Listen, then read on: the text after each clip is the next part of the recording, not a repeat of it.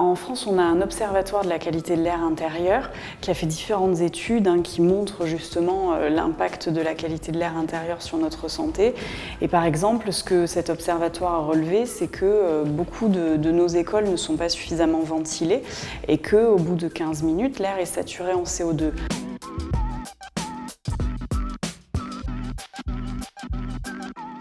Depuis la Covid, on a compris que le renouvellement de l'air était un enjeu. On a appris qu'en ouvrant la fenêtre, on éliminait les virus et par là même, en fait, on va aussi éliminer les polluants et le dioxyde de carbone.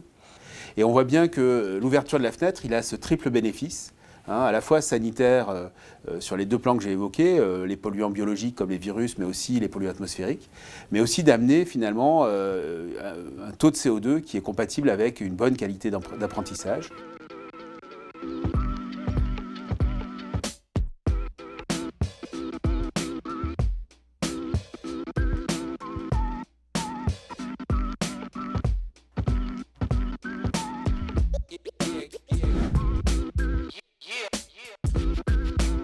C'est l'ensemble du bâtiment dans toutes ces variables, dans ce qu'on appelle les variables homéostasiques, donc la qualité de l'air, le déplacement, la signalétique, la colorimétrie, le mobilier, sont des variables qui rentrent dans la problématique de performance scolaire. Donc l'air, mais comme d'autres composantes, vont être des facteurs essentiels pour pouvoir traiter d'une égalité et d'une équité des conditions d'apprentissage de chacun et aussi des conditions de pratique professionnelle de la part des enseignants.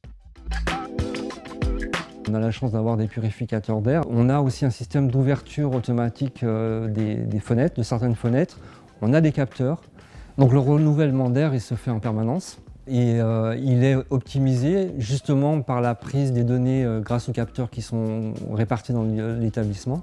Donc on a une qualité de l'air en interne qui est optimisée, tant d'un point de vue de confort, mais surtout de la qualité de l'air que l'on respire dans l'enceinte de l'établissement.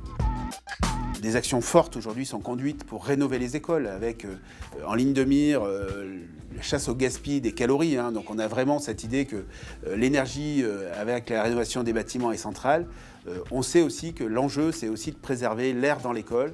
Et donc on a besoin d'amener cette dimension de façon pratique.